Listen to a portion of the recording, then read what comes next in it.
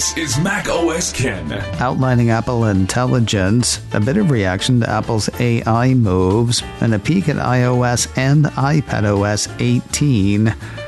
It is Tuesday, the 11th of June, 2024. I'm Ken Ray, and this is news from Mac OS Ken, brought to you by yours truly and supported by people like you, patrons through Patreon. Find out more and add your support at patreon.com/MacOSCan. Would you think less of me if I say, I get why some people were disappointed in Apple's AI offering? What if I said that in the moment I was disappointed in Apple's AI offering? I got over it, I think. I think the AI stuff, you can call it Apple Intelligence. I think it's kind of exciting. Interesting, at the very least. According to the company's press release, the feature combines the power of generative models with personal context to deliver intelligence that's incredibly useful and relevant. The company says Apple Intelligence harnesses the power of Apple Silicon to understand and create language and images, take action across apps, and draw from personal context to simplify and accelerate everyday tasks. Taking that bit apart, the language creation includes tools that let users rewrite, proofread, and summarize text nearly everywhere they write, including mail, notes, pages, and third-party applications. They can also transcribe in a way that's both cool and kind of creepy. In the Notes and Phone apps, says the release, users can now record, transcribe, and summarize audio. When a recording is initiated while on a call, participants are automatically notified, and once the call ends, Apple Intelligence generates a summary to help recall key points. On the images front, there's a place to play called Image Playground. With that, the company says users can choose from a range of concepts from categories like themes, costumes, accessories, and places. Type a description to define an image, choose someone from their personal photo library to include in their image, and pick their favorite style. There are 3 styles from which to choose: animation, illustration, or sketch. Those can be applied to sketches made by the users themselves in apps like Notes with the new Image Wand. With it, Apple says rough sketches can be turned into delightful images, and users can even select empty space to create an image using context from the surrounding area. Image Playground is built into the Apple apps Freeform, Keynote, Messages, Notes, and Pages. It will also be available in third-party apps that adopt the new Image Playground API. Also on the image side of Apple Intelligence, Genmoji, a squishing together of the words generative and emoji. By simply typing a description, Apple says users can create their customized Genmoji, which can then be included in messages, shared as stickers, and or used as reactions in TapBack. Moving to context and simplification. Siri really starts to get it with Apple Intelligence, or did during the demo anyway. With richer language understanding capabilities, Apple says Siri is more natural, more contextually relevant, and more personal, with the ability to simplify and accelerate everyday tasks. It can follow along if users stumble over words, and maintain context from one request to the next. Assuming it works, that last part really rocks, as does the device's newfound on-screen awareness. This is how well this should work. According to Apple, Siri will be able to deliver intelligence that is tailored to the user and their on-device information.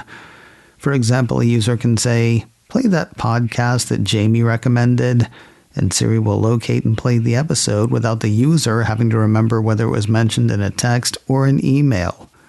Or they could ask, "When is Mom's flight landing?" and Siri will find the flight details and cross-reference them with real-time flight tracking to give an arrival time. If it works, it is stunning. It'll take Siri from being a virtual assistant to being a virtual personal assistant. If it works. Those are my words. You can quote me. A lot of what Apple outlined is possible through on-device processing, which helps Apple keep it as privacy-focused as Apple likes to keep it. Stuff that cannot happen on device happens through something Apple calls private cloud compute. With that, Apple says Apple Intelligence can flex and scale its computational capacity and draw on larger server-based models for more complex requests. These models run on servers powered by Apple Silicon, providing a foundation that allows Apple to ensure that data is never retained or exposed. And yes, they will open themselves to independent expert inspection to verify the proclaimed privacy. Now, for even bigger or more knowledgeable compute, Apple has partnered with OpenAI for ChatGPT integration. The company says it's integrating ChatGPT Access, allowing users to access its expertise, as well as its image and document understanding capabilities, without needing to jump between tools. But not without the user's permission. The release says Siri can tap into ChatGPT's expertise when helpful. Users are asked before any questions are sent to ChatGPT, along with any documents or photos, and Siri then presents the answer directly. If the privacy side of that freaks you out, there's maybe no need. Apple says users will be able to access ChatGPT 4.0 for free without creating an account, and ChatGPT subscribers can connect their accounts and access paid features right from these experiences. And now, the potentially bad news. Almost no iPhones out there today can access Apple Intelligence. While Apple's answer to AI will be woven into the next versions of iOS, iPadOS, and macOS, on the iPhone side, it only goes as far back as iPhone 15 Pro and iPhone 15 Pro Max. More iPads and Macs can take it. Any of those devices with an M1 processor or later can access the features. Apple Intelligence will be available in beta for devices with the language set to US English later this year. How did the market react to Apple's announcements? Yeah, let's go ahead and skip to that. I mean, I know Apple announced news for iOS and iPadOS and macOS and watchOS and visionOS and tvOS. Kidding about that last one. But anyway, while Apple announced a lot of stuff on Monday, the news was whatever Apple was going to announce in AI, henceforth to be known as Apple Intelligence. In a day when almost everything was up, Apple shares were down 377 or 1.91%, ending the day at 193.12. A piece from MarketWatch, actually written in defense of the WWDC Keynote, started off saying Apple investors were clearly disappointed with the company's long-awaited AI strategy. I'm not sure I agree with that, though. Even if they liked it, and who knows, maybe they did, Apple's shares have been on a tear leading up to Monday's keynote. Even if Apple Intelligence is going to lead to a refresh super cycle, the next iPhone is likely not coming until September, so it makes sense that some people would take some profit off the table. Plus, what if what Apple announced isn't enough? KeyBank analyst Brendan Nispel does not see Apple's announcements leading to an upgrade supercycle himself. Apple 3.0 ran part of a reaction he wrote, as well as a couple from Apple Bulls. Quoting his note, while WWDC introduces new software features across iOS, iPadOS, macOS, and visionOS that are often useful, they are not compelling in our view for the average consumer to purchase a new device. While Apple is attempting to force an upgrade cycle, given Apple Intelligence is only compatible with select products, availability is limited to the US and English language initially, We will all get new iPhones at some point in the future, but we believe consumers will hold on to their devices longer to save money, given the lack of compelling features. Mr. Nispel has a neutral rating on Apple shares and no stated price target. I hate to lean into the negative, but the bullish notes didn't bring much new. Evercore analyst Amit Daryanani and Wedbush analyst Daniel Ives were both turned on by what they saw. Daryanani says he and his came away with increased confidence in Apple's approach to AI. The way he sees it, Apple's unique integration of hardware, software, and silicon, as well as its focus on user privacy, should enable an iPhone supercycle. Daryanani has an overweight rating on Apple shares and a price target of $220. As for Mr. Ives, he and his believe Apple's AI strategy will leverage its golden installed base around personalization and large language models on the phone that should change the growth trajectory of Cupertino and spur an AI-driven iPhone upgrade cycle, starting with iPhone 16. He's got an outperform rating on Apple shares. His price target on the shares is $275. I know I've already done a bit of editorializing, but will you allow me a wee bit more? There is a Gurman argument that keeps playing in my head. Upgrading software on a once-a-year cadence won't be fast enough to keep up with rivals. I kind of wonder whether he's right. Apple actually said during Monday's keynote that it would be adding new Apple Intelligence features throughout the year.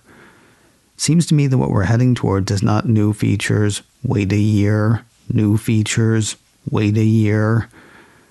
Rather, we'll say to our phones, do this thing for me. At that point, our phone will come back and say, here's that thing, or I can help you with that, or here is a resource that might be helpful.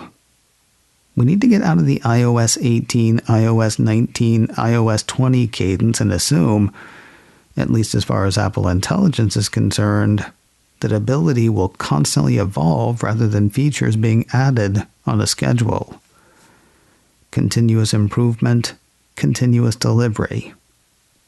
Anyway, I hope so. I think. I am, of course, curious to hear your thoughts as well.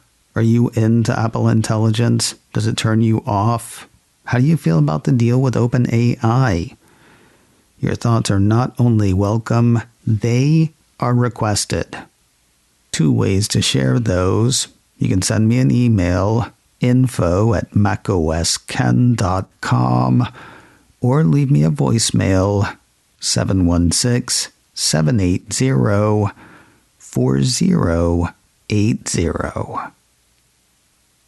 Of course, Apple had news about all of its operating systems as well.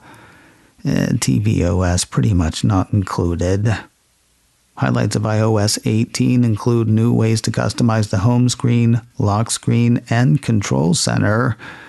Among those are the ability to arrange apps and widgets in any open space on the home screen, not just the iPhone's age-old grid layout, as well as being able to tint icons and widgets for a stylized feel that's all you. Users can also change the function of the buttons at the bottom of the lock screen rather than the currently ubiquitous flashlight and camera functions. Photos gets its biggest ever redesign according to Apple, with new collections that help users browse by themes without having to organize content into albums.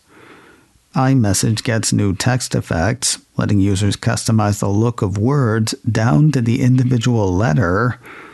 Messages can also be scheduled to send at a later time, and yes, iOS 18 will support RCS for a better experience communicating with the Android army. Another big change, messages via satellite. Powered by the same tech that drives SOS via satellite, it's messaging when there is no cellular or Wi-Fi connection, allowing users to send and receive text, emoji, and tapbacks over iMessage and SMS. There are enhancements to Mail, updates to Safari, hikes added to Apple Maps, a better gaming experience with a dedicated game mode for iOS, Tap to Cash brings the ability to pay cash from one iPhone to another simply by holding the devices together. iOS 18 brings the ability to lock and hide individual apps for added privacy and security. Eye tracking is added as an accessibility feature, navigating iPhone with just the eyes the way users do on Apple Vision Pro, and that list does go on. iOS 18 will run on devices as far back as iPhone XS or later. Of course, some features won't reach back that far, such as Apple Intelligence and messages via satellite. That one only goes back as far as iPhone 14. The developer beta for iOS 18 is out now. The public beta is due out in July. iOS 18 will be out to the general public sometime this fall.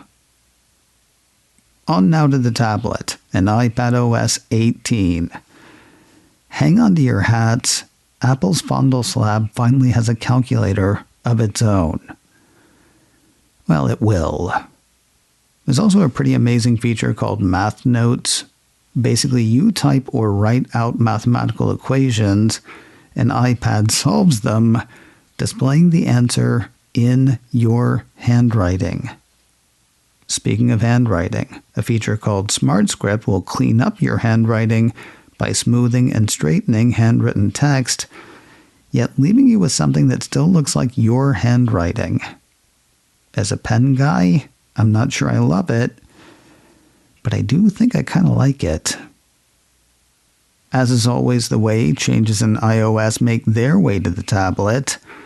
That includes the customizations for the home screen mentioned in iOS 18, improvements to the Photos app, formatting fun for messages, game mode, eye tracking, and that list goes on.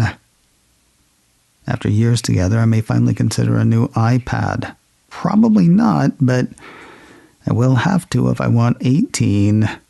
Tablets that can take it include iPad Pro M4, iPad Pro 12.9-inch, 3rd generation and later, iPad Pro 11-inch, 1st generation and later, iPad Air M2, iPad Air 3rd generation and later, iPad 7th generation and later, and iPad Mini 5th generation and later. The developer beta for iPadOS 18 is out now. The public beta is due out next month. iPadOS 18 will be out to the general public sometime this fall. Have I messed up somehow? Yes, as a matter of fact, I have. I have run myself out of time for today. If I want you to have this today, we'll hit the rest of Apple's OS announcements as well as more reaction to Monday's keynote right here tomorrow. macOS Ken, brought to you by me and supported by people like you, patrons through Patreon. Find out more and add your support at patreon.com/macOSKen. Advertising handled by Backbeat Media. Online at backbeatmedia.com. You can reach me a couple of ways.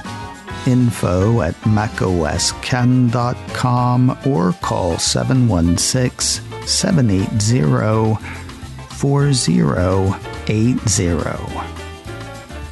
Until next time, that is news from macOS Ken. I'm Ken Ray.